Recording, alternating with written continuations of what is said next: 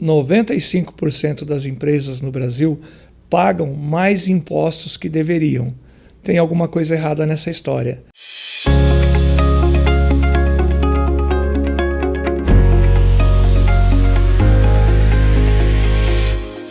E em tempos de reforma tributária, nós queremos trazer para você esclarecimentos sobre esses pontos. Trago aqui no estúdio o Felipe, que trabalha conosco no departamento fiscal, que coletou diversas dores de nossos clientes e vai compartilhar conosco para que nós possamos estar respondendo.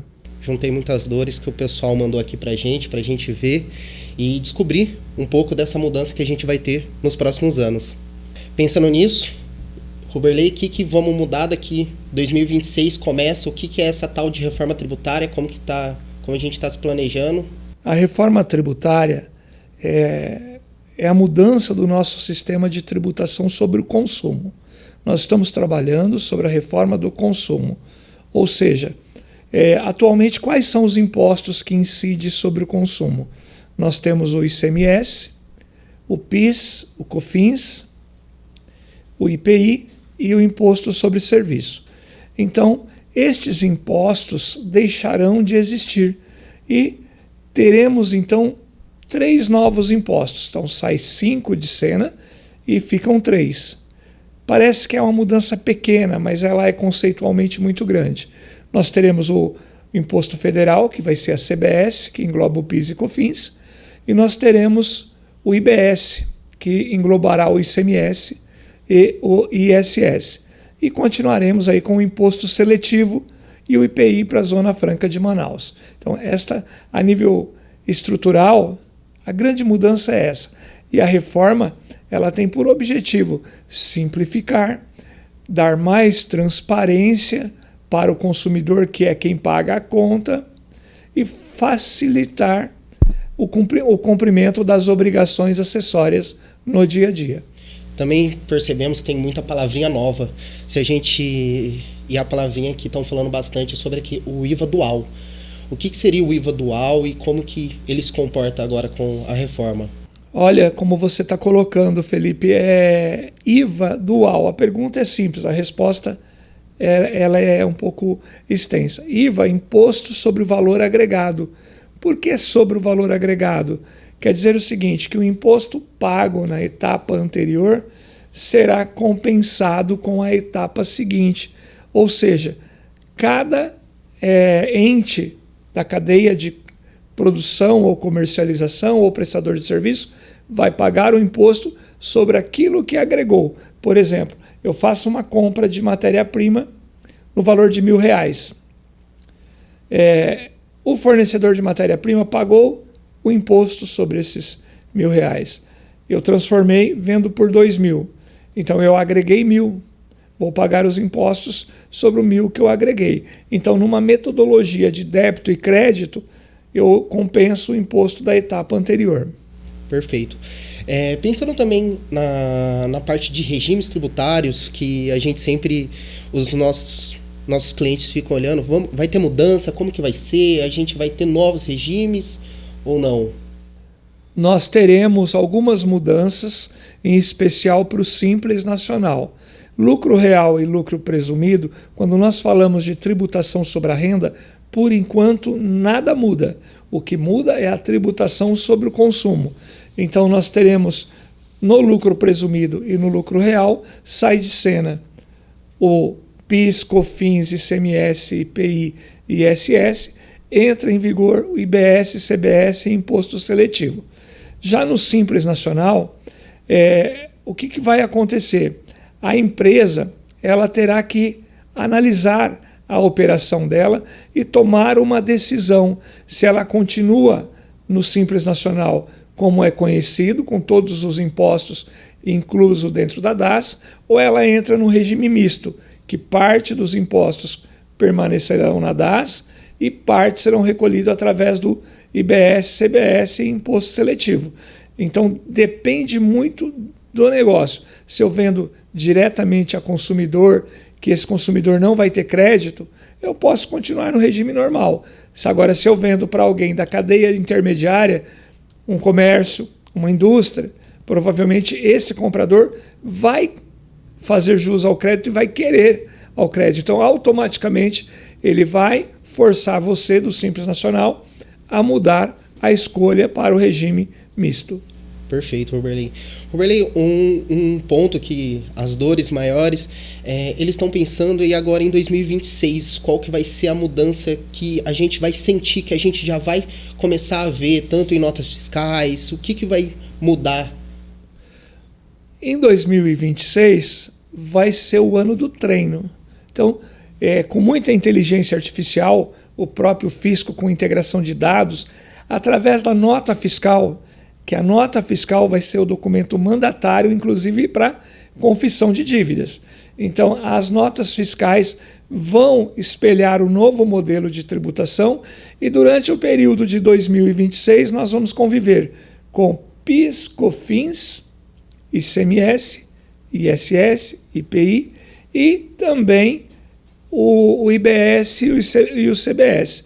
Então, durante o ano de 2026, haverá uma contribuição de 0,9 percentuais, 0,90 para a CBS e 0,10 para o IBS, sendo esse imposto a ser recolhido de forma informativa e depois compensado com as contribuições do mês, mas para medir a eficácia do sistema e dar aquela calibrada para 2027, quando nós teremos a plenitude do CBS, que é a substituição em 2027 do PIS e do COFINS.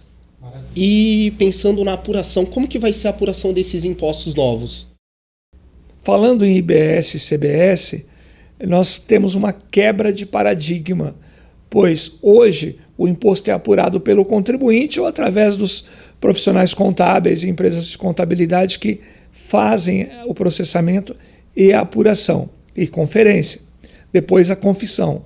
Com o novo imposto, nós teremos algo novo, com muita tecnologia, que é a apuração assistida, ou seja, através da emissão dos documentos fiscais, o governo já consegue apurar o imposto.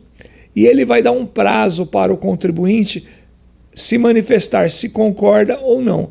Caso não haja manifestação do contribuinte, automaticamente aquela declaração está finalizada, ou seja, já tem valor para fins de cobrança por parte do fisco. Se a empresa ficar devendo, Roberley, como que vai ser essa parte de quitação dos débitos? Olha que pergunta boa, Felipe. Esta dúvida, ela tem uma grandeza na explicação.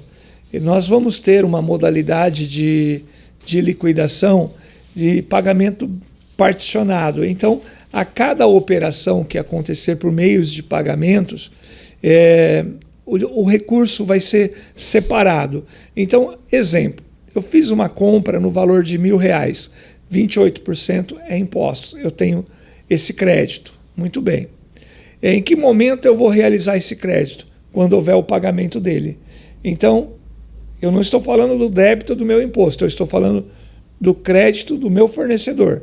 Quer dizer, se o fornecedor não pagar, eu posso ir lá pagar para me creditar.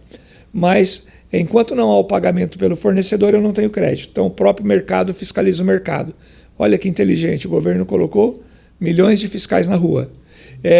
Já os meus débitos, quando eu faço a venda, eu vou gerar o débito do imposto. Peguei aquela mercadoria de 1.000, vendi por 2.000, vou destacar lá 28%.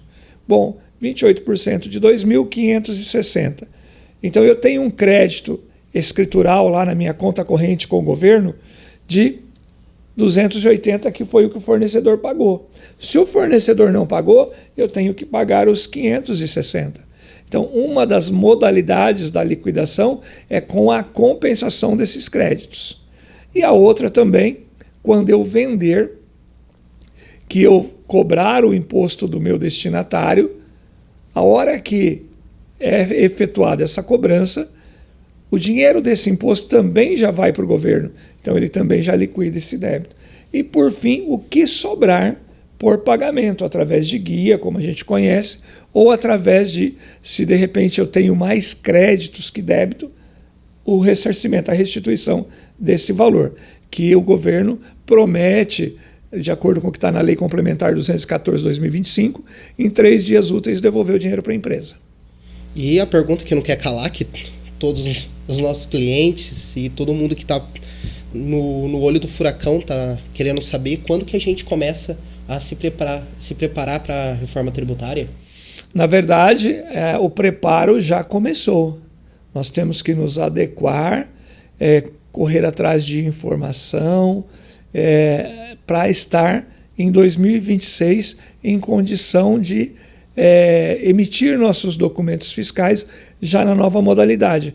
Já tem várias empresas trabalhando em ambiente teste. A partir de outubro, a emissão de documentos entra em ambiente de produção, né? Mas a validade jurídica é a obrigação a partir de janeiro de 2026, exceto as empresas do Simples, que não recolherão ainda essa contribuição, mas já é prudente que os documentos fiscais estejam organizados. Felipe, nós percebemos lá no departamento fiscal que o recolhimento, quando a empresa vende para outro estado, principalmente aquelas que vendem a consumidores, que é uma dor do cliente, o DIFAL. O que incomoda ele para que eu possa fazer a contextualização de como vai ficar? Sim, Ruberley, tem vários pontos que dificultam muito em relação ao DIFAL, em qual que é o estado que vai recolher, qual é a alíquota, tem muita dificuldade mesmo. Bom, olha só que coisa boa com relação à reforma tributária. Nós não vamos mais ter essa preocupação com o DIFAL da maneira como ela é hoje, porque há uma nova mudança conceitual com relação a quando os impostos foram criados, em especial ao ICMS, e dá uma simplificação na legislação, porque hoje nós temos que conhecer os 27 regulamentos do ICMS e também os regulamentos municipais, que mais de 5.630 municípios, salvo engano, com as suas regras próprias. E nós vamos ter uma única regra, tanto para o CBS e IBS. E outra mudança que é importantíssima, todo o imposto passa a ser para o destino. Então, se eu estou em São Paulo e vendo para Minas Gerais, todo o imposto, os 28%, vai para o estado de destino. Ou melhor, o que é da União vai para a União e o que é a parte do IBS vai para o destino. Então, tira essa preocupação nossa de recolher uma parte para São Paulo, outra parte para o destino. E o próprio sistema que a Receita Federal irá disponibilizar vai ter lá as alíquotas pré-definidas de cada estado e cada destino, de acordo com cada produto e cada mercadoria. Olha que show! Nós vamos ter tudo isso numa única base de dados. E Ruberley, pensando, eu vi que você falou da alíquota, 28%, já foi definido, pelo que a gente viu não está nada certo ainda, seria isso mesmo? Não, o 28% é uma estimativa, Felipe. Por quê? Nós temos a carga tributária hoje, PIS e COFINS, pensando no lucro real, eu tenho lá 9,25, em média 18, dá quase os 28. Então nós estimamos 8,8, que é a perspectiva que seja a CBS, e o restante o IBS. E assim, 28%, se discutiu lá atrás se é 26, 26,5, 27, mas cada vez que um setor chega e pede um benefício para o governo, ele tem que aumentar a alíquota. Então, quanto mais benefícios for dado, com redução de alíquota, mais alta será a alíquota de maneira geral. E aí nós entramos nas questões de produtos com alíquota zero, por exemplo, as cestas básicas, produtos com isenção, a cesta básica nacional, produtos tributados com redução de 30%, as atividades intelectuais, por exemplo, jornalista, programador, contador, uma série de profissões, produtos e serviços tributados com redução de 60%, por exemplo, locação de bens móveis e imóveis. Então, eu tenho uma série de benefícios fiscais também dentro da nova legislação do IBS-CBS que reduzirão as alíquotas de tributação. e que, por sua vez, nada tem a ver com os créditos dessas operações, que continua, na maioria dos casos, a manutenção normal.